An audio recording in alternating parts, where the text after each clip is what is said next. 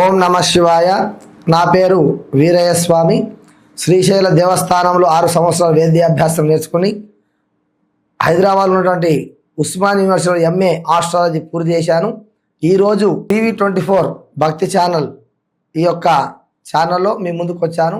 ఈ ఛానల్ చూస్తున్న ప్రేక్షక మహాశయులందరూ కూడా స్వాగతం సుస్వాగతం పలుకుతూ ఈ విశ్వావసునామ సంవత్సర ఉగాది శుభాకాంక్షలు ముందుగా తెలియజేస్తూ, మరి ఈ సంవత్సరం ఏ రాశి వారికి ఏ ఫలితం ఉంటుందనేది నందులమఠం శశిభూషణ సిద్ధాంతి గారు గుణించబడిన ఈ యొక్క కొలను భారతి అని పంచాంగాన్ని అనుసరించి ఈరోజు మనము రాశి ఫలితాలు చెప్పుకోబోతున్నాము. మొదటగా సిద్ధాంతి గారికి అనేక సాష్టాంగ నమస్కారం సమర్పిస్తున్నాము. నమస్తేస్తు మహామాయే శ్రీపీఠే సురపూజితే శంఖచక్ర గదాహస్తే మహాలక్ష్మి నమోస్తుతే.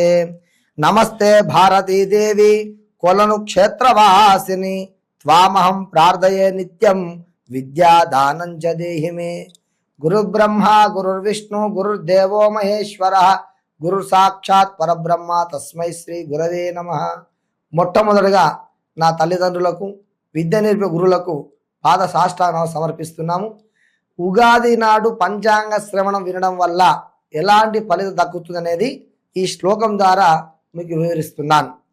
శ్రీకళ్యాణ గుణావహం రిపుహరం దుస్వప్న దోషాపహం గంగా స్నాన విశేష పుణ్యఫలదం గోదాన తుల్యం రుణాం ఆయుర్వృద్ధిదముత్తమం శుభకరం సంతాన సంపత్ప్రదం నానా కర్మ సుసాధనం సముచితం పంచాంగమాకర్ణ్యతాం.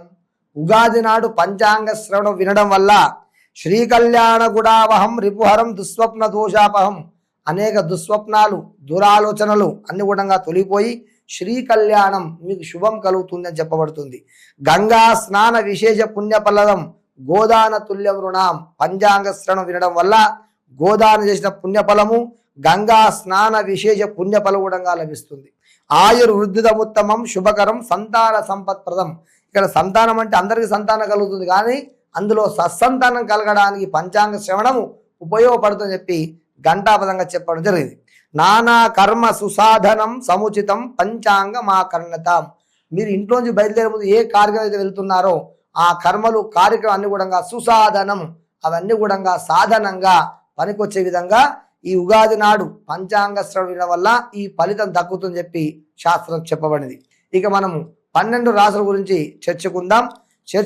చర్చించుకునే ముందు మనం ఈ సంవత్సరము విశ్వావసునామ సంవత్సరములో ఎవరు రాజు, ఎవరు మంత్రి, ఎవరు అర్ఘ్యాధిపతి అని ఒకసారి తెలుసుకుందాం. రాజు రవి, మంత్రి చంద్రుడు, సేనాధిపతి రవి, సస్యాధిపతి బుధుడు, ధాన్యాధిపతి కుజుడు, అర్ఘ్యాధిపతి రవి, మేఘాధిపతి రవి, రసాధిపతి శుక్రుడు, నీరసాధిపతి బుధుడు.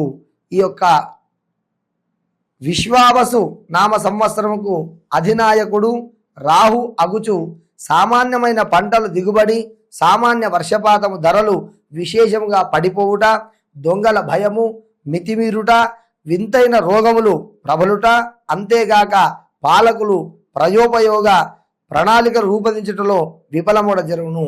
చైత్రమున రాజకీయ కల్లోలములు, ధాన్యముల ధరలు పెరుగుట, వైశాఖమున ప్రజా కల్లోలములు, క్షోభము, ఎడారి ప్రాంతములందు దుర్భిక్షము, పశ్చిమ రాష్ట్రంలో ఆహార ధాన్యముల కొరతలు, తద్వారా ధరలు మితిమీరుట, జ్యేష్ఠమున రోగ అగ్నిభయములు కలహములు, ఆషాఢమున సామాన్య వర్షములు, శ్రావణ భాద్రపదములందు దుర్భిక్షము, కొన్ని ప్రాంతములందు సృష్టి సుభిక్షము, అశ్వయుజము నందు రోగములు ప్రబలుట, పశువుల ధరలు పెరుగుట, వెండి బంగారముల ధరలు మందగించుట, కార్తీక మార్గశిర పుష్యములందు సమస్త ధరలు అందివచ్చుట, మాఘ పాల్గొనాలందు ధరలు పెరుగును.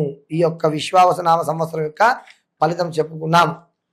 మరి అదేవిధంగా ఈ యొక్క విశ్వావసునామ సంవత్సరంలో గ్రహణము ఎప్పుడు పడుతుందో చాలా మంది అడుగుతుంటారు. మనకు 7వ తారీఖు 9వ నెల 2025 అంటే సెప్టెంబర్ మాసంలో 7వ తారీఖు నాడు భాద్రపద శుద్ధ పౌర్ణమి నాడు ఆదివారం నాడు శతభిష నక్షత్రయుక్త రాహుగ్రస్త సంపూర్ణ చంద్రగ్రహణం ఉంటుంది.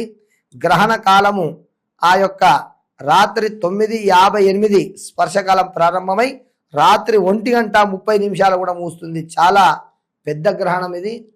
దాదాపు 3 గంటల పాటు కూడా ఉంటుంది. ఇక ఉపాసనలు చేసేవాళ్ళు కానీ ఆధ్యాత్మికపరంగా ధ్యానం చేసుకునే వాళ్ళకు ఇది ఒక మంచి అవకాశము. విశ్వావసునామ సంవత్సరము పాల్గొన శుద్ధ పౌర్ణమి మంగళవారం నాడు 3వ తారీఖు 3వ నెల 2026లో కూడా ఉబ్బా నక్షత్రయుక్త కేతుగ్రస్త ఈ యొక్క చంద్రగ్రహణం ఏర్పడుతుంది. ఇది స్పర్శకాలం పగలు 3:23 ప్రారంభమై 6:49 కూడా ముగుస్తుంది. ఇది కూడా దాదాపు 2-2.5 గంటల ప్రాంతం ఉంటుంది. కాబట్టి ఇది కూడా ఉపాసకులకు గాను ధ్యానం చేసుకునే వాళ్ళకు కూడా ఆధ్యాత్మిక పరంగా చాలా ఉపయోగపడుతుంది.